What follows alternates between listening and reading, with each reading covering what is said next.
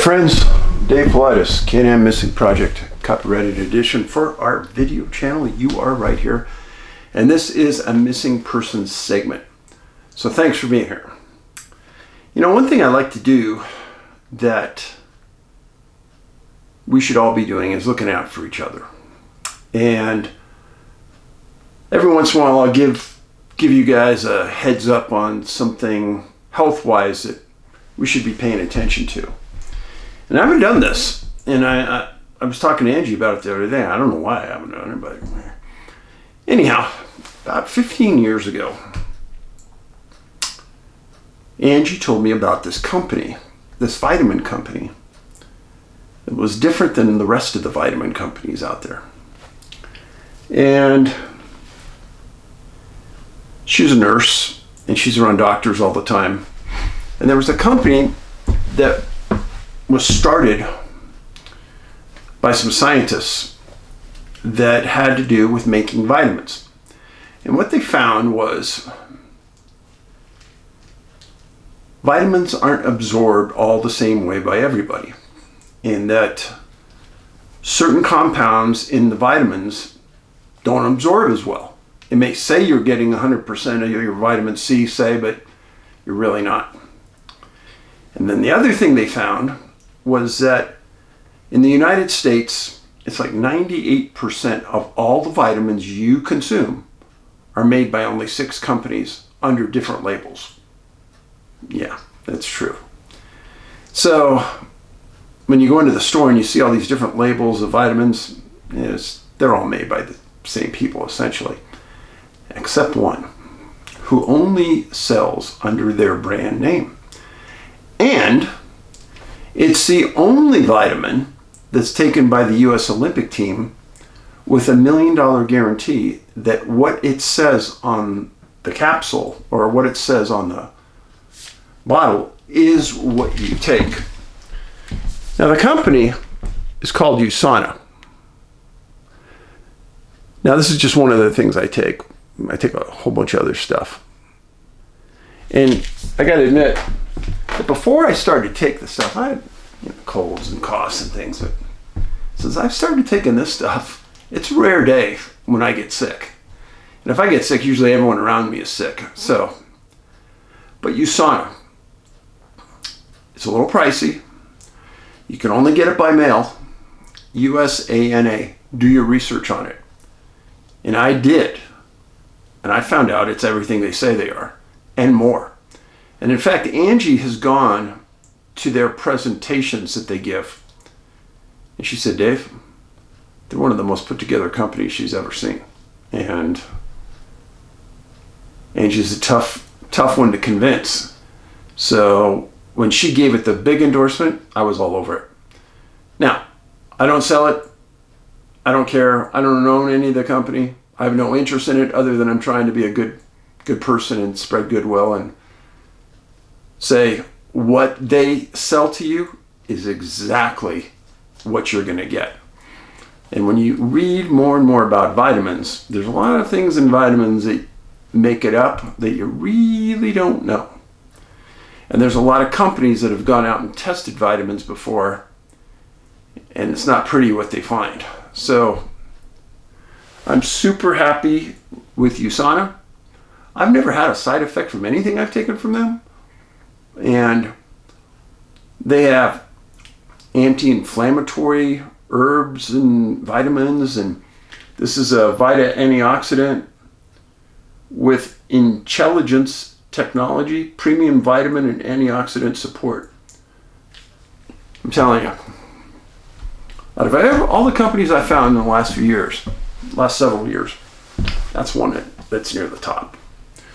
So don't say I'm selling anything because I'm not. I don't have any interest in it, just being a friend.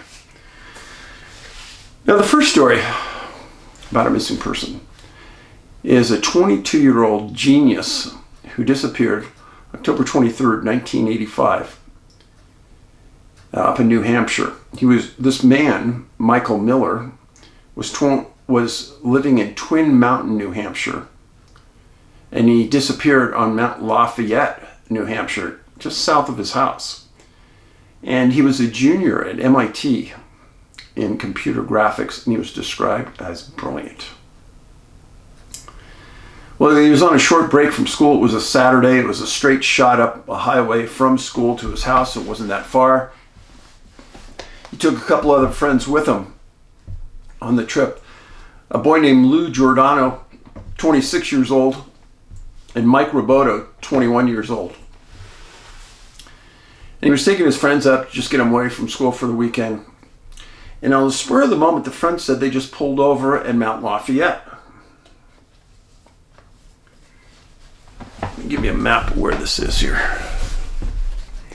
So this is Boston, where MIT's at. And then it's a straight shot up Highway 93. Eventually you get to Twin Mountain, where he and his family lived. But just before they got there, they stopped at Mount Lafayette. Beautiful, beautiful area. Mount Lafayette, 5,249 feet in elevation. Michael had been there a bunch of times before. It wasn't an unusual place for him to go.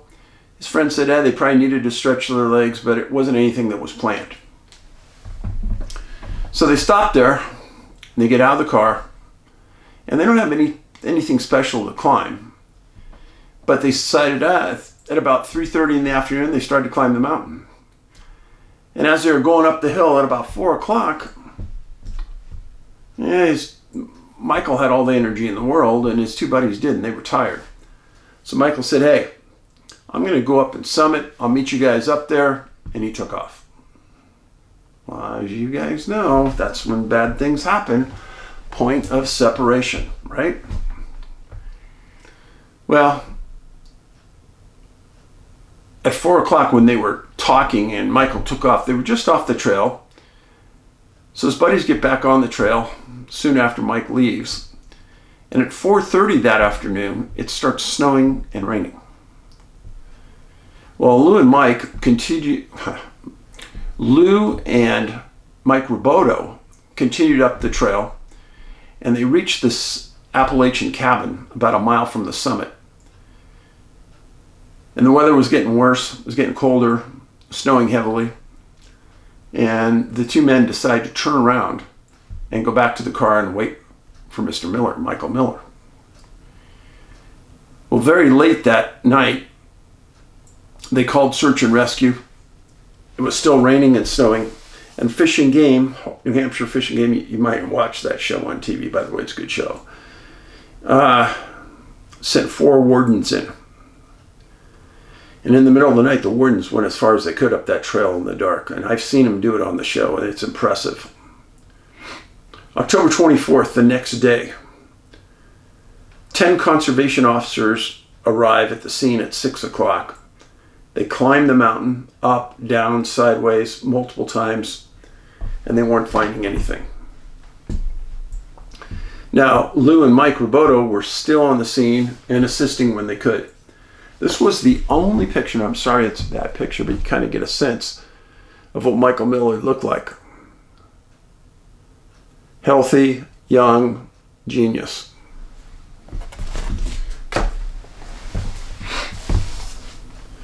Well, Lou and Mike stayed on the mountain. They didn't go back to school. They didn't go anywhere. They were committed to finding their friend. And on October 25th, 2 National Park helicopters arrived. Temps got down into the 20s at night. There were still upwards of 15 to 20 officers on the scene. His friends said that Mike was last seen wearing a leather coat, a sweater, jeans, and boots. He didn't have a pack. He didn't have any food, no map, and no compass. Midday on October 25th, 2 canine units arrive on the scene. And they're told where Michael was last seen. They're given some of his things that were in the car for scent control. And Lou and Mike continued to search with the search and rescue teams. October 26th, 1 helicopter still on scene, 20 searchers on the mountain, 2 canines still on the mountain. October 28th, Michael's mom arrives on the scene. There's 100 Civil Air Patrol recruits that are on the mountain, and they're trying to figure out what's going on. The mountain is not that big, folks. Witnesses called and said that they had seen the publicity about Michael. And on the day he disappeared,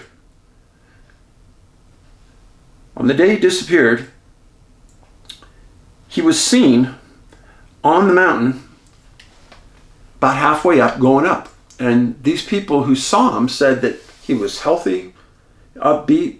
They were sure he was going to make it. They said the weather was turning, but they were sure he was going to make it.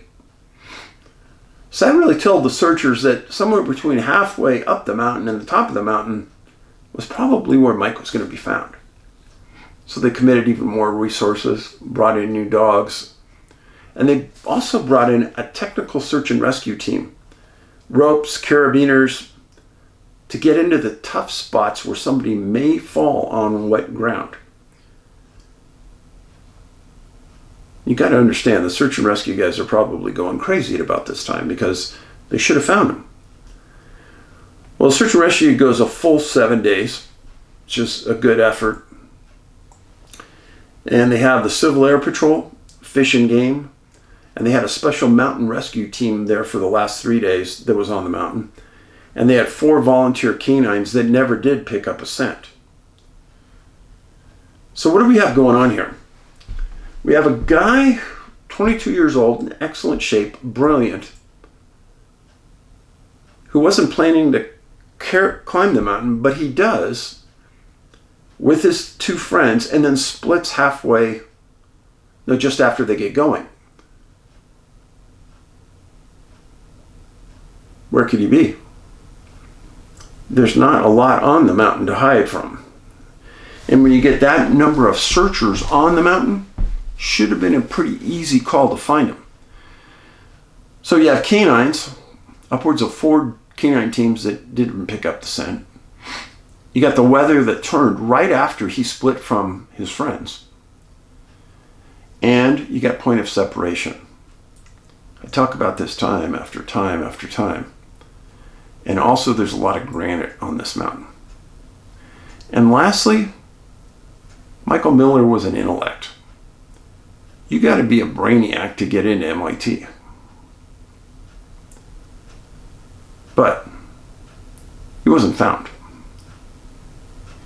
These kind of cases in themselves, because this isn't a technical climb, you're essentially following a trail to the summit, they confuse me the most. Now, is there something nearby that uses the weather as cover? Or uses the weather to push people away so an abduction can happen? His last point of contact was the people that were coming down the mountain that reported seeing him. And after that, there was nobody. They don't even know if there was anybody else on the mountain. But those people did report he was in good spirits, energetic, and moving good. It's a real mystery what happened to Mike. It's kind of things that keep me up at night. Next case. You know, I've talked to you guys about dreams finding bodies. It intrigues the heck out of me. I'm sorry. It just does. And I've asked this before, and you guys commented on it a little bit. Is somebody watching us every second of the day? And then if somebody gets in trouble, say somebody dies, does whatever's watching us have the opportunity to tell loved ones what happened to us and where we're at? And then why do only some people get this knowledge and not, like if a son or daughter disappeared, why don't the parents get this information? Why would it be given to somebody very disjointed? Maybe not even a family member, maybe not even a friend, but somebody else has a dream. Why is it given to them? This next case is about this. It involves a young boy named Cyril Roberson, 10 years old, missing June 13th, 1908 at 4:30 p.m. right in the heart of San Francisco, in an area I had been to many times, Golden Gate Park. Let me tell you about Golden Gate Park. I've been in it.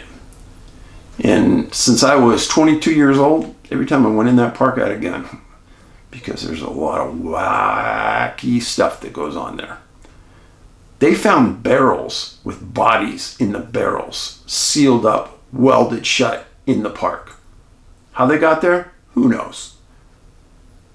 They've had rapes, robberies, murders, everything you can imagine go on in Golden Gate Park. Now there's parts of the park that are very fun. A lot of it is very beautiful. But as far as just walking through it at night, though, there's not a chance in hell. No. No. But Cyril lived near the park. Not right on it, but very close.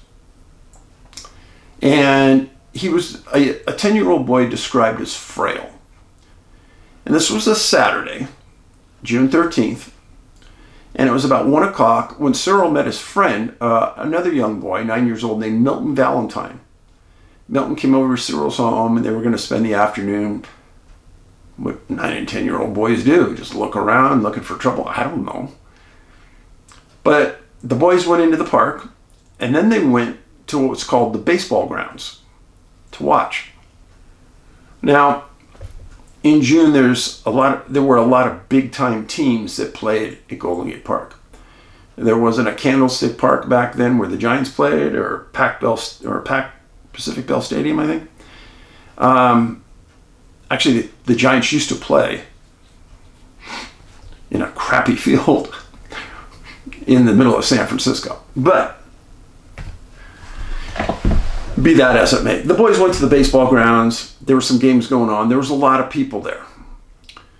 And Milton said that he lost track of Cyril in the middle of the crowds over by the baseball field.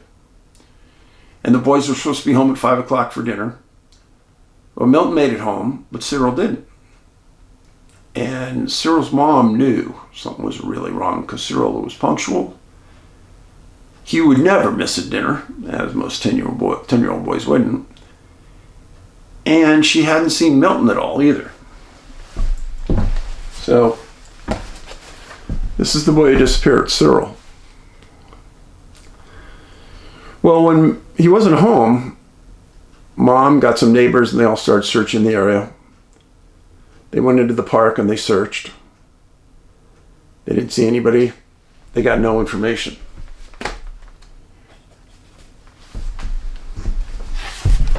So, this is Golden Gate Park. This is where the residents Cyril lived. And they searched this entire area. Now the park goes on and on and on. It's huge. This is the California Academy of Sciences. If you've never been there, you need to go. They have a great display. The botanical garden is beautiful. These two areas are real safe. Lots of people. The rest of that area, I don't know about. I wouldn't go. But that's just me. And the rest is just all surrounded by this. This is Golden Gate Heights down here. Outer Sunset District, Outer Richmond District. So you kind of got the feeling.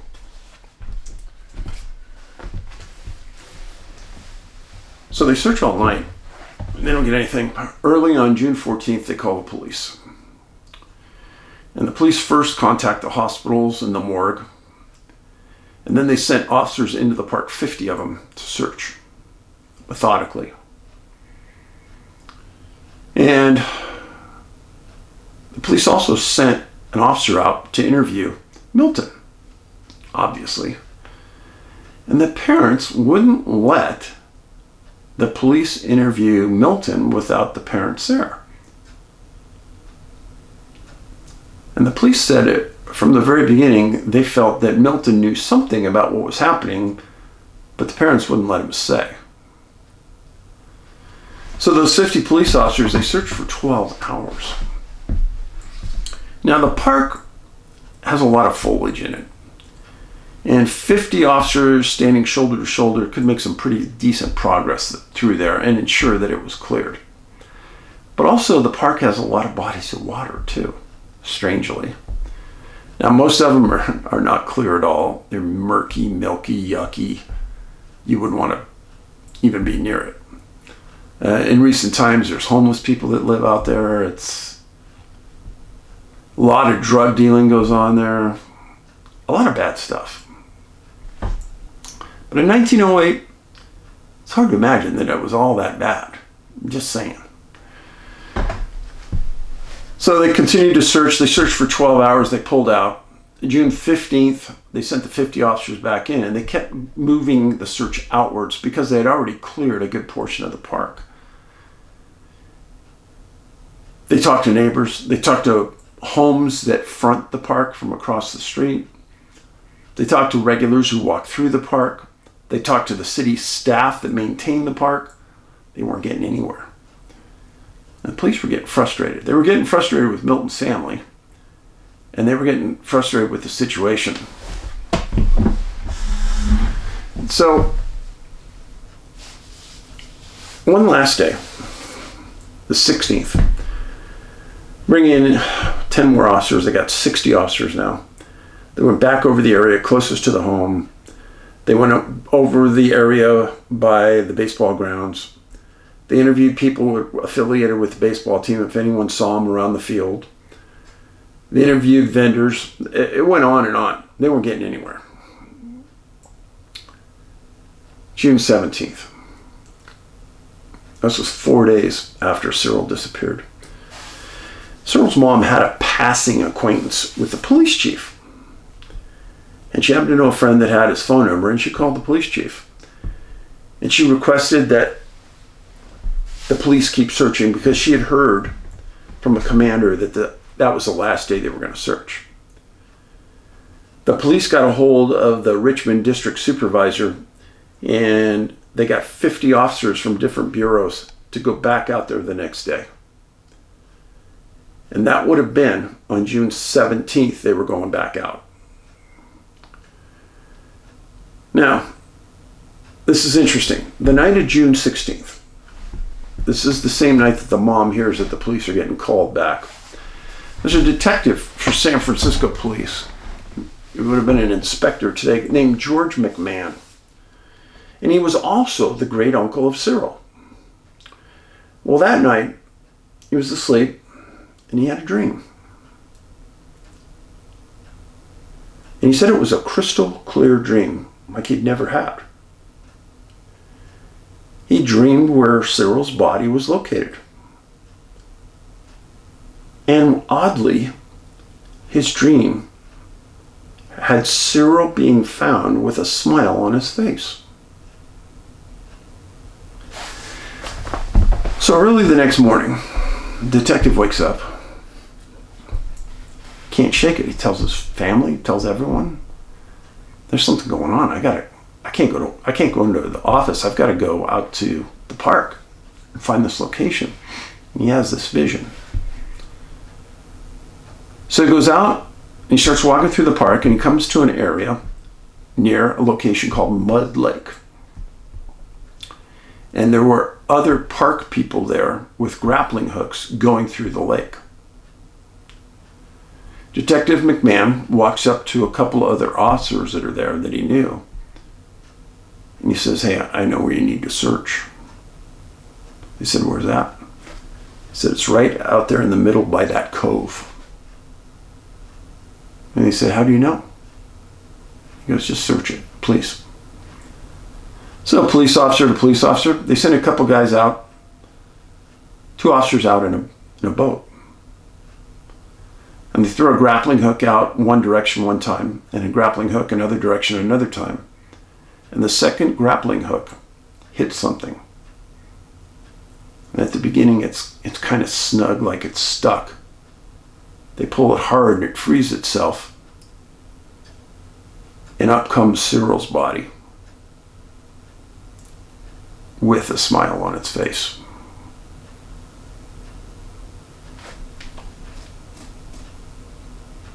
What do you make of that? Why would the godfather of Cyril get this message? Why wouldn't the message go to the mother? Or would it make the mother so distraught she couldn't function? So they give it to a distant relative that could act on it? That wouldn't make it... This is one of the weird ones that kind of made sense about who was given this dream. Police officer, distant relative. One of the few times I get it. The other times I haven't.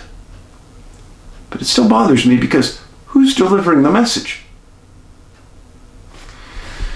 Detective McMahon, he was interviewed. This is exactly what he said. He says, I'm not a believer in dreams, but I was never so impressed by anything in my life as I was in my vision that I had of little Cyril's body. I was positive the body would be found where it was.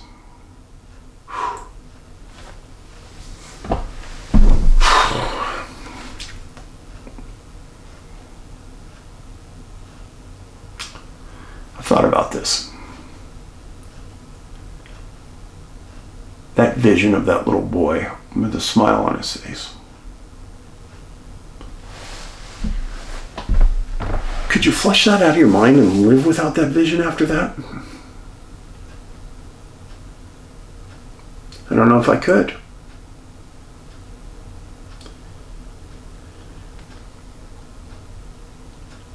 You could almost rest assured that Detective McMahon went over to look at Cyril's body after it was pulled up. He had to have. If he saw the smile, what do you make of a smile?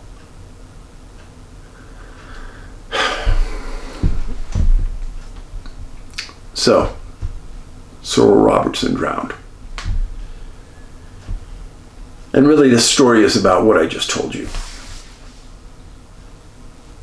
There wasn't anything else in the paper about what Milton might have or might not have seen. You don't know. But because the parents were protective of him, you got to think that he might have known something. But Cyril found in water, no witnesses, technically. Disastrous. Now, I've asked you guys before if you hear about a missing persons case, I do watch the news for hours and hours and hours a day. I have it on behind me in the radio. And there's no way I could hear about all the missing persons cases. But if it fits our profile, I'm interested. I'm not interested in working any kind of criminal case, somebody shot, knifed, etc. But 411 cases, definitely. Just a reminder, I'm going to be in Lexington, Kentucky at CryptidCon. You could look it up in just about a week. And hopefully I'll see you guys there. I'm only going to be there on Saturday, but it will be quite a presentation, I'll tell you.